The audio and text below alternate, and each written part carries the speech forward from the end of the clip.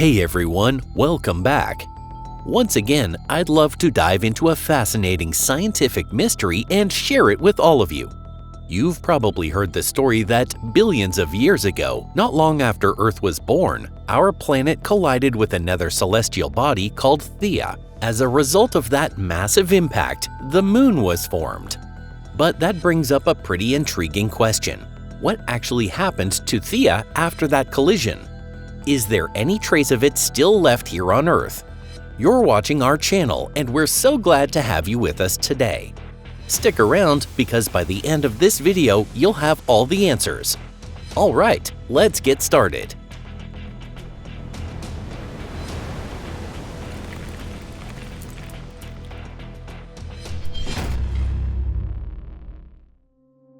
So, how do we even know any of this in the first place?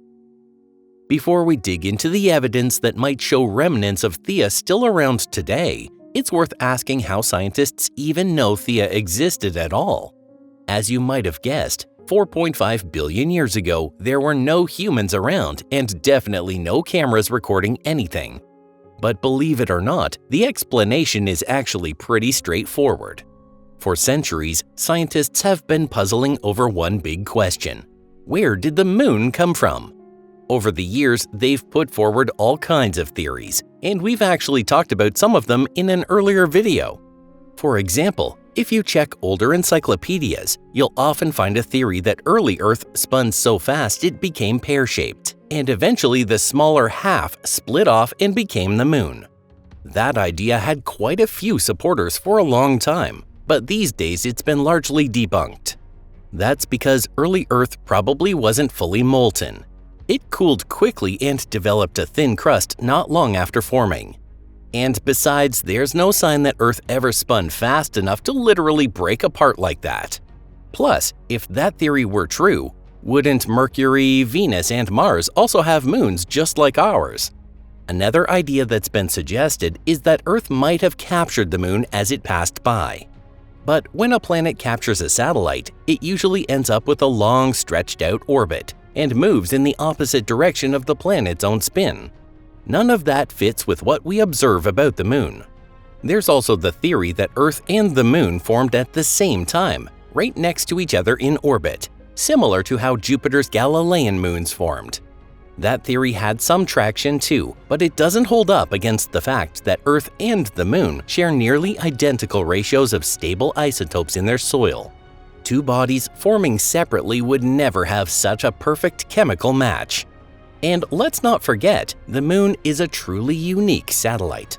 That's not just because it's the largest moon relative to its planet among the rocky worlds, and it's not even because it sits in the perfect spot to deflect most incoming meteors, asteroids, and comets. Even more surprising, the Earth-Moon system has an unusually high amount of angular momentum. In other words, the combined spin of the Earth, the Moon, and the Moon's orbit around Earth adds up to way more motion than anything we see with Mercury, Venus, or Mars, or any of the other rocky planets. That alone is a big clue that Earth was struck by something enormous, and the energy from that impact still affects the system today. On top of that, when scientists studied the Moon, they discovered that it had once been completely melted all the way down inside. Sure, most celestial bodies go through some melting early on from gravitational collapse, but the Moon is way too small for that to create enough energy on its own. So clearly, something else must have added a huge boost of heat. Another important clue lies in the Moon's unusual internal structure. Its core is much smaller than Earth's, which means the Moon's overall density is lower. Normally, the cores of planets and moons are made of heavy elements that sink to the center as they form. So, even though the Earth and Moon formed from the same basic material, something caused the Moon to end up with far fewer heavy elements. There's another big difference too. The Moon has far fewer volatile substances than Earth does. Volatiles are materials that evaporate easily at lower temperatures. If the Moon went through some extreme heating event, that would explain why they disappeared. Later on, Earth's stronger gravity allowed it to recapture some of those materials, but the Moon was too small to do the same. Alright, let's pull everything together so far. Earth and the Moon were born from the same celestial body. That object went through a massive event, one that released an enormous amount of heat and physical shock.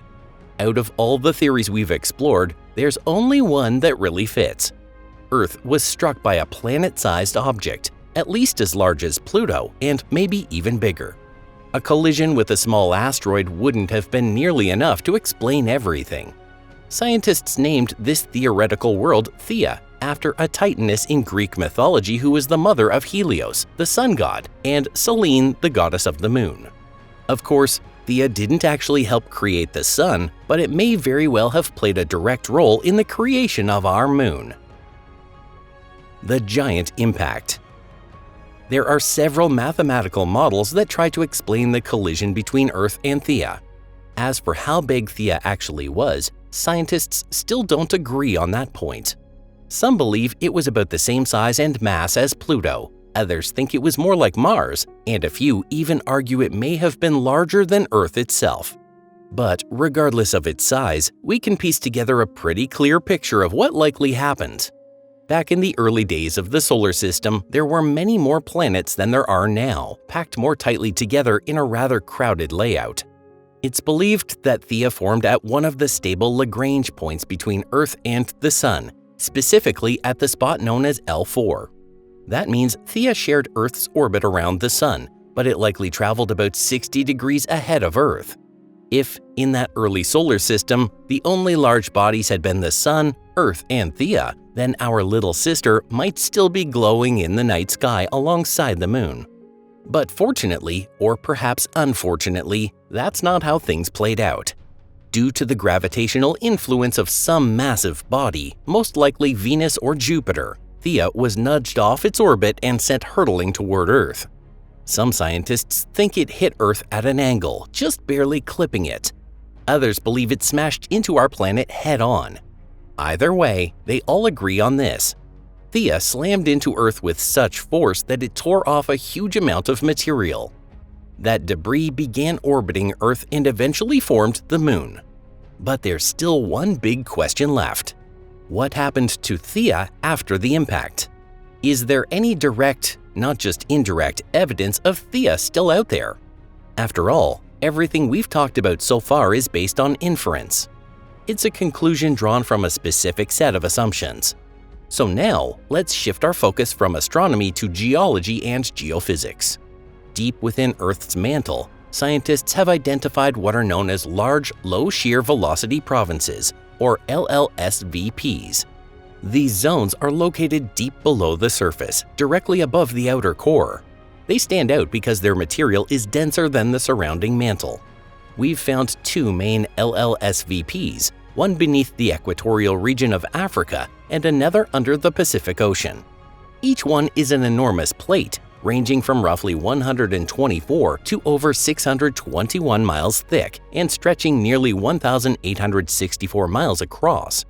What's fascinating is that when these zones are projected up toward the surface, they line up with regions that experienced intense volcanic activity in very different geological periods.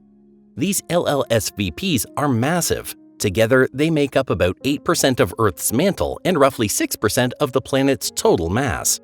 Of course, we can't exactly drill down through the Earth to reach them and study them directly. But their structure is so different from the rest of the mantle that it's clear they're something foreign to Earth's usual makeup. According to some studies, these zones might actually be Theia's last gift to Earth, the remnants it left behind. And chances are, we might someday discover something similar on the Moon. As for Theia itself, most scientists believe the bulk of it was blasted away by the impact and eventually left the solar system. Or maybe, just maybe, it was flung all the way to the outer edges of the solar system, where it's still orbiting in silence to this day. If we ever discover a hypothetical Planet 9, there's a good chance it could actually turn out to be Theia. Once detailed research begins, we might finally get the answer. For example, if that distant object has structures similar to Earth's LLSVPs but made from lighter Earth-like material, that would be a strong clue. In that case, those plates might be floating near the surface of the mantle, possibly right next to the crust, or even forming part of it. That would mean Theia's original surface and fragments of Earth got stitched together into one strange Frankenstein-like creature. It would be an absolutely fascinating sight, wouldn't it? If you enjoyed this video, don't forget to click the like button and share it on your favorite social media platforms. We really appreciate your support.